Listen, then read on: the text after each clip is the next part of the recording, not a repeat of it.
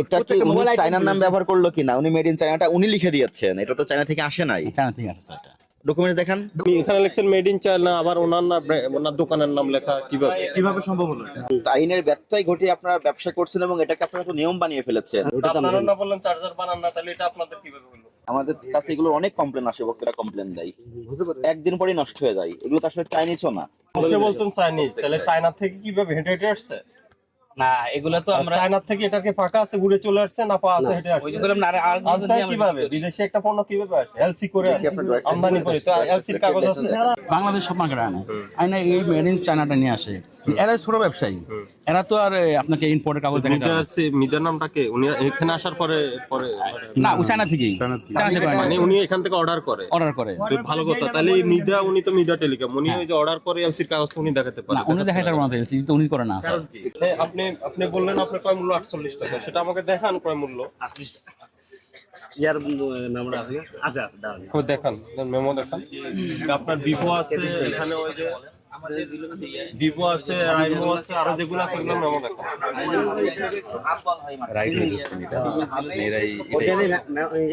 আপনার মেমো যার কাছে মাল দিয়ে দিছে, মেমো ওনার কাছে থাকে, মানে আমরা তো না না না, মেমো ওনার কাছে আছে। আপনি আমরা যখন কমপ্লিট করে দেই তখন আর মেমো এটা আমরা নিতে পারলাম না, এটা নেওয়া যাবে না। মানে এগুলা তো বাকির হিসাবে দেয়, বুঝলেন না? বাকি হিসাবে দেয়া যায়, সাপ্তাহিক পেমেন্ট নেয়। বাকি কোন বাকি হোক আর যেটা হোক, আপনার ইনভয়েস না, আমরা যদি জানতে আমি দিতে পারবো। আপনি বললেন এটা 50 টাকা বিক্রি করেন, তাহলে 50 টাকা বিক্রি করে আমি কি বুঝবো?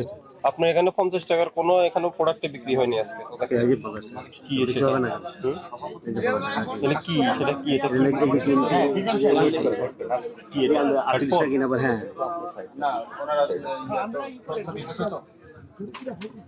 আপনার ক্রয় রসিদ নাই, আপনি দাম নির্ধারণ করে বিক্রি করছেন না, আপনার যেটা এটা রসিদ আছে কেন? আগে আগে আনতাম না, আগে না, থাকতো না? এটা কি আমরা বলতেছি, বুঝাইতেছি।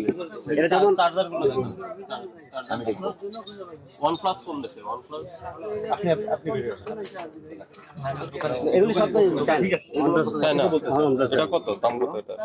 এগুলো কোথা থেকে এসেছে? এটা জানেন, এগুলো চায়না থেকে এসেছে। মাল যা আছে চার্জার সব চায়না থেকে? চায়না থেকে আসছে। আপনি জানেন না, এগুলো মানে কোন জিনিস আপনি ইম্পোর্ট করেন না? আমরা ওই যে যারা ইম্পোর্ট করে ওখান থেকে নিয়ে তো ইম্পোর্টার যার থেকে আপনি নেন তার রসিদটা দেন, ক্রয় রসিদ দেন। না, এটা কেজি ইয়ামিনের একটু দাঁড়িয়ে দাঁড়া আছে, সমস্যা কিছু নেই। এটা হলো জিনিসটা কি, যেমন আমরা 500 মাল নিছি, তো ওনারা 500 মাল দিয়ে গেছে, ধর 500 দাম, সাপোজ ধরুন 25,000 টাকা আছে, তো আমি 5,000 টাকা দেই, তো ওদের কাছে মেমোটাই থাকে লাস্ট মেমো ওনার কাছে কেন? না আপনি আমি 5,000 টাকা লেস আমি আপনাকে বলি, বলে নিজে আপনার কাছে কত বিক্রি করলো বললেন? 50,000 টাকা। 50,000 টাকা বিক্রি করলে 10,000 টাকা আপনি দিলেন। তো আপনি মাল তো নিয়ে বুঝে পাইছেন না? তো আপনাকে রসিদ দিবে না? রসিদ লাস্টে দেয়, আমি বলতে না, মেমোতে সে ডিউ লিখে রাখতে পারে। সেটা তো মেমো আছে, দোকানদার কাছে আছে, মার্কেটের লোক তো আইনা দেখা ওটা ওই অন্য দোকান থেকে কেন আনতে হবে? না, অন্য দোকান এটা হলো সিস্টেম, কিছু জিনিস আছে যেমন উনি দেখাবে এখানে, এখানে দেখাবে না। আমি তো দেখাবো। উনি ক্রয় করছে, ক্রয় রসিদ ওনার কাছে থাকবে। না, রসিদ আমরা একবারে পেজ দিয়ে নিই না, একবারে তো বাকির মাধ্যমে সেটা হওয়ার কথা না। বাকি লিখে দেবে, রসিদ লিখে দেবে, বাকি না, থাকবে। ওটা তো অন্যরা কাছে থাকে, ওদের থেকে কালেক্ট করে আমরা যেটা বলছিলাম ঠিক আছে, কিন্তু এটা কিভাবে হয় যখন ওদের কাছে মেমো আছে। আপনাদের আইনের ব্যত্যয় ঘটিয়ে আপনারা ব্যবসা করছেন এবং এটাকে আপনারা তো নিয়ম বানিয়ে ফেলেছেন। এবার চলতেছে, আমি এইভাবে ওদের কাছে মেমো থাকে, আমরা আমরা বললে হইবে, যেটা অনিয়ম থাকে বড়িগুলা লেবেল দিচ্ছে চাইনিজ, আমাদের কাছে এগুলো অনেক কমপ্লেন আসে, ভক্তরা কমপ্লেন দেয়, একদিন পরেই নষ্ট হয়ে যায়। এগুলো তো আসলে চাইনিজও না। এগুলি হলো কি আপনার নষ্ট না, এগুলো সব জিনিস তো আর যে ভালো আইসা করে কম দামি জিনিস আছে। আপনি মুখে বলছেন চাইনিজ, তাহলে চায়না থেকে কিভাবে হেঁটে হেঁটে আসছে? না, এগুলা তো আমরা চায়না থেকে এটাকে ফাঁকা আছে ঘুরে চলে আসছে না পা আছে হেঁটে আসছে? ওই যে বললাম না, আর আনতে কিভাবে? বিদেশে একটা পণ্য কিভাবে আসে? এলসি করে আমদানি করে, তো এলসির কাগজ আছে? আমরা ইম্পোর্ট করি না, জিনিসটা কে ইম্পোর্ট করে? কেউ ইম্পোর্ট করে, তার কাগজটা দেন। সেটাও তো নাই আপনার কাছে। না আছে তো কাগজ আছে না। কোথায় আছে? আমি তো এখন পর্যন্ত দেখাতে পারবো না। আপনারা অন্য দোকান থেকে এখন সংগ্রহ করে দিবেন। না এই মাল তো আমরা তো সব মাল এর মধ্যে আরেকজনকে এটা প্রসেস না, এটা তো আরেকজনকে নিছি আমরা যার থেকে আনছি তার এভাবে ভোক্তারা ইয়ার আছে না। এই যে আপনি বুঝতে পারছেন আপনাদের এই মার্কেটে ব্যবসাগুলো কিভাবে পরিচালিত হচ্ছে? ব্যবস্থা হচ্ছে যে একজন এই যে মালটা এলসি করে তার কাছ থেকে অনেক দোকানদার মাল নিয়ে আসে পরে ওনারা আপনি যেটা বলছেন এটা ঠিক আছে, ঠিক আছে, right, আমরা তো right। বিলটা উনি অবশ্যই রাখা উচিত। আমি শুধু জানতে চাচ্ছি উনি আইনের ব্যত্যয় ঘটে ব্যবসা দীর্ঘদিন ধরে করে আসছে কিনা, নাকি উনি যেভাবে ব্যবসা করছে শতভাগ সঠিক আছে? না আমাদের মেমো তো অবশ্যই আছে না, মেমো আছে না আমাদের। মানে আপনি- আমরা আপনি যেটা বলছেন দরকার ঠিক ওই আছে, প্রোডাক্ট ওনার ব্যবসার নিয়মটা মেমো থাকবো না ঠিক কেন? নাই। সব মেমো। যে নিয়ম আমি আপনাকে সেটা বলি বলছেন। চার্জ হচ্ছে আপনি এই প্রোডাক্টটা কার থেকে কিনছেন? না এটা তো ওইটা দিছে ওই যে ইয়ামিরে দিছে তখন অবকাশে তো মেমোটা ওখানে ফেলে যাবে চার্জার কি সে আপনারা তো এলসি করে আনছে মালটা। কোনটা? এটা মালটা তো না ঠিক আছে না। আমরা তো এইগুলো আপনার দোকানের নাম কি? মেজর টেলিফোন তো আপনি তাহলে এখানে তো মিডল লেখা দেখতেছি আমি। মিডল লেখা। এটা তো আমাদের। এটা ওইটা আরেকজন ওইটা তো আপনারা আমাদের না বললেন চার্জার বানান না, তাহলে এটা আপনাদের কিভাবে হলো? কোনটা এই যে এটা আপনাদের নাম লেখা, এটা না তো বডি এটা বডি তো আমরা ইয়া তো ওই এমআইটা দিয়ে রাখছি, ওটা তো আমরা আনি না সুনির্দিষ্ট আমি বুঝি নাই। ব্যাখ্যা না আপনার নাম হলো আপনি বললেন চায়না থেকে আনেন, আবার মিডল সেটা তো স্বীকার করতে হবে। বলেছেন তো একের পর এক না একটা কথা বলে কি সমাধান নেই। তাহলে আমরা দোকান বন্ধ করে দিয়ে যাবো, তদন্ত করে দেখবো, তারপর আমরা দোকান খুলে দেবো। এখন স্যার একটা যদি সঠিক থাকে খুলে দেবো। একটা সুযোগটা কখন আসে? যখন ভুলটা স্বীকার করবে। ওনার বক্তব্য উনি সঠিক, কিন্তু কোনো কিছু ডকুমেন্টস নাই।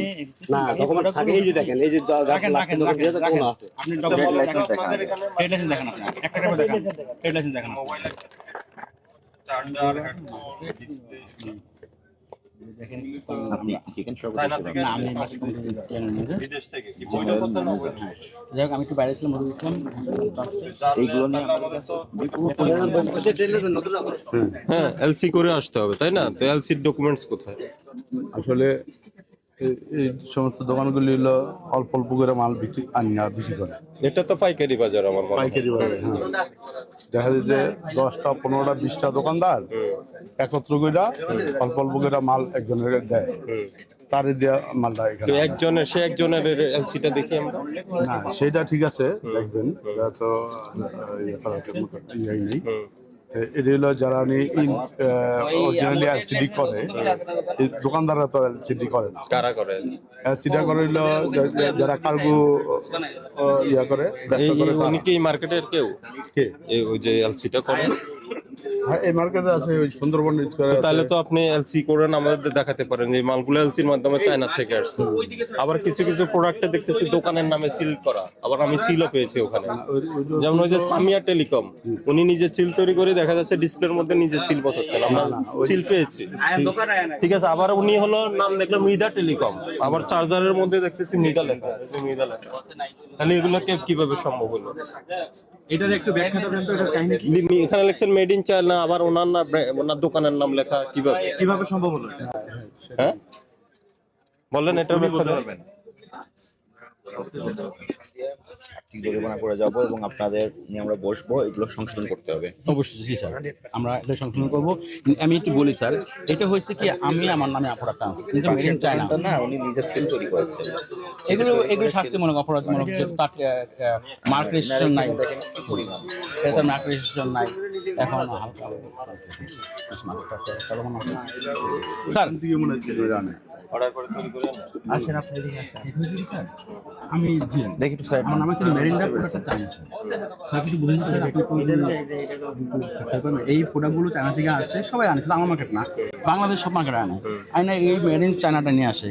এরা ছোট ব্যবসায়ী, এরা তো আর আপনাকে ইম্পোর্টের কাগজ দেখাতে মিডা হবে আছে, মিডার নামটাকে উনি এখানে আসার পরে পরে না, ও চায়না থেকেই, চায়না থেকে মানে উনি এখান থেকে অর্ডার করে। অর্ডার করে। তো ভালো কথা, তাহলে এই মিডা, উনি তো মিডা টেলিকম, উনি ওই যে অর্ডার করে এলসির কাগজ তো উনি দেখাতে না, পারেন। উনি দেখাইতে পারবো না, এলসি তো উনি করে না স্যার। কি করছে? উনিরা তো ইম্পোর্টার আছে যারা।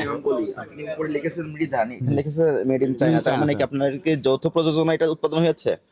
এটাকে স্যার আমি একা ভাষায় প্রকাশ করতে পারবো না, এটা বাংলাদেশে ম্যাক্সিমাম তাহলে মানে এটা কি প্রত্যেকটা উনি মোবাইল চায়নার নাম ব্যবহার করলো কিনা? উনি মেড ইন চায়নাটা উনি লিখে দিয়েছেন, এটা তো চায়না থেকে আসে নাই। চায়না থেকে আসছে এটা।